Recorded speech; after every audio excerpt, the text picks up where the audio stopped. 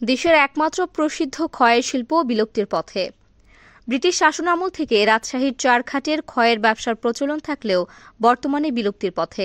কৃষি দপ্তরের সার্বিক সহযোগিতা এবং সরকারের প্রণোদনা না থাকলে খয়ের শিল্প বিলুপ্ত হয়ে যাবে। খয় শুধু পানির সাথে ব্যবহার হচ্ছে না, এই খয়ের থেকে বিভিন্ন ঔষধ এবং রং তৈরিতে ব্যবহার করা হচ্ছে। রাজশাহী প্রমত্ত পদ্মা নদীর তীরবর্তী এলাকায় অবস্থিত। প্রায় 131 কিলোমিটার পদ্মা নদী এই এলাকা জুড়ে রয়েছে। একসময় পদ্মায় পানির জোয়ার ছিল, যার কারণে বিভিন্ন দেশ ও বিদেশ থেকে অনেক বণিকরা এই উপজেলায় খয়ের ব্যবসার জন্য ভিড় জমাতেন।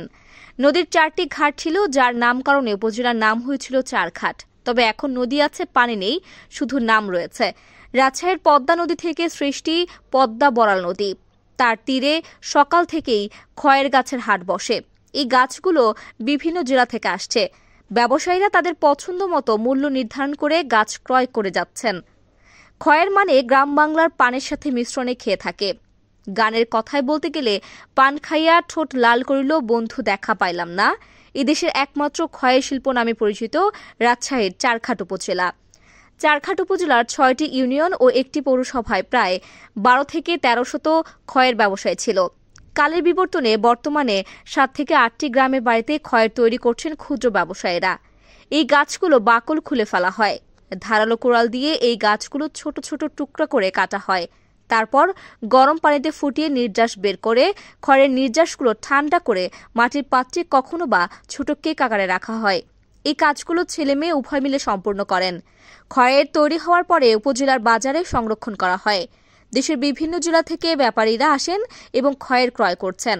তবে পূর্বের ন্যায় বাজারে ব্যাপারী নজর পড়ছে না। চারঘাটের খয়ের ব্যবসায়ীরা অভিযোগ করে বলেছেন, মালয়েশিয়া থেকে রাসায়নিক দ্রব্য রপ্তানির কারণে প্রকৃত খয়ের শিল্প নষ্ট হচ্ছে। অসাধু ব্যবসায়ীরা কৃত্রিম খয়ের তৈরির মাধ্যমে দেশ ও জাতির সাথে প্রতারণা করছেন। এছাড়া কৃত্রিম খয়ের ব্যবহারের কারণে হতে পারে মরণব্যাধি। পরিশেষে ব্যবসায়ীরা এই শিল্পকে বাঁচাতে সরকারের হস্তক্ষেপ কামনা করছেন।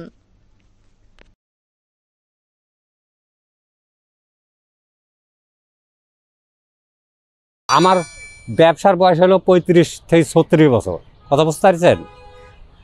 এখন আর বাপ চাচারা বহুদিন হলে করেছে, ব্রিটিশ আমল থেকে চলছে এটা। বরেন্দ্র থেকে আসি, আব্দুলপুর থেকে আসি, দিনাজপুর থেকে আসি, রংপুর থেকে আসি, বুঝতে পারছেন? জায়গা জায়গা থেকে আসি, কিংবা আমার এলাকার থেকেও ধরেন কিছু কিছু নিয়ে আসি, নিয়ে এসে বাজারে বিক্রি করি। কথা বুঝতে পারলেন? এখান থেকে আবার গোপালপুরের লোক লিজা ওরা আবার পোড়ায়, কারখানাত পোড়ায়, লালি করি আপনার বিক্রি করে। আগে চারঘাটে এখানে লালি হাটা ছিল, লালি হাতে হাঁড়ি হাঁড়ি বিক্রি হয়েছে। এখন আর হয় না, এখন দিনাজপুর, রংপুর আপনার এগুলা লিজায় বিক্রি করে এরা। একদিন হয়তো বাড়ি 3টা 4টা করে হয়তো প্যাক থাকে, জাল দেওয়ার লোক থাকে আলাদা, মহিলা কিংবা ছেলেও থাকে। হ্যাঁ, উভয় পক্ষে মিলামিশি করি হয়তো জাল টাল দিয়ে পোড়া টোড়া এরা লালি তৈরি করে। ব্যবসার বয়স 40 বছর। আগে যেভাবে চলতাম এখন ওইভাবে আর চলতে পারছি না। এখন ব্যবসার অবস্থা দুর্বল। আমার নাম হলো হাজি মোহাম্মদ আকসেদ আলী। আমার বাড়ি এখানেই চারঘাটেই। আমরা এই খয়ের ব্যবসার সাথে জড়িত আছি। আমার বাপ চাচার থেকে শুরু করে আমি চাকরি অবস্থাও খড় করতাম। এখন রিটায়ার করার পর আবার এই খয়ের ব্যবসা শুরু করেছি। কিন্তু এই খড় এমন একটা জিনিস, বাংলাদেশে আমাদের এই চারঘাটেই উৎপন্ন হয়, বাইরে কোথাও উৎপন্ন হয়। যদিও 2-4টা হয় থাকে, তো এখানে এসে মার্কেট ভেজালের জন্য, যেরকম বিদেশি মাল আসার জন্য, মালয়েশিয়ার খড় পাউডার হাবিজাবি আসার জন্য আমাদের বাঙালির লোভের তো শেষ নাই। লোভ করতে যা মালের চাহিদা। এটা একটা শিল্প এলাকা হিসাবেই খড় পরিচিত ছিল। এখনও আছে কিছু কিছু জায়গায় কাঠ কর্তন করা হচ্ছে, এখানে কাঠ পাওয়া যায়। মানে খয়েরই প্রসিদ্ধ স্থান হইল চারঘাট। আমি মোহাম্মদ খোরশেদ আলম, প্রভাষক ভাই লক্ষ্মীপুর বদিরহাট কলেজ। আমি চারঘাটের স্থানীয় বাসিন্দা। আমি আমার জন্মের পর থেকেই দেখে আসছি খয়ের শিল্পের এই উৎপাদন। এই খয়ের শিল্পের নামকরণেই চারঘাট একসময় বিখ্যাত ছিল। আর এই খয়ের শিল্পটা চারঘাটের প্রতি 10 বাড়িতে একটা বাড়িতে আমরা দেখতে পেতাম। এখন কিন্তু সেটা প্রায় বিলুপ্তির পথে।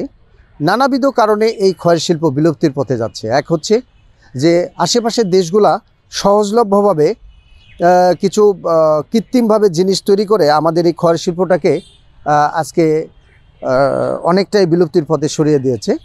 আমাদের উচিত এই খয়ের শিল্পকে টিকিয়ে রাখতে হলে আমাদের সরকারকে কিছু অর্থনৈতিক প্রণোদনা দিয়ে তাদেরকে সহযোগিতা করতে হবে, তাহলে আমাদের এই খয়ের শিল্পটা আবারও আগের অবস্থানে আসতে পারবে।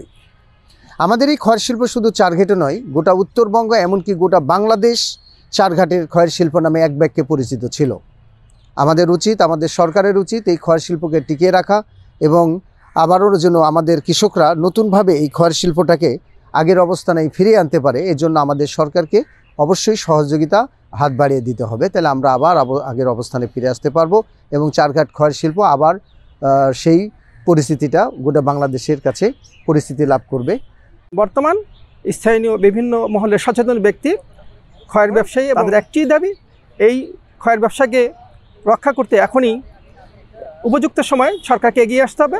বিশ্বে প্রসিদ্ধ ব্যবসায়ী হিসেবে এই শিল্পটাকে বজায় রাখার আহ্বান জানিয়েছে। ওবায়দুল ইসলাম রবি, রাজশাহী।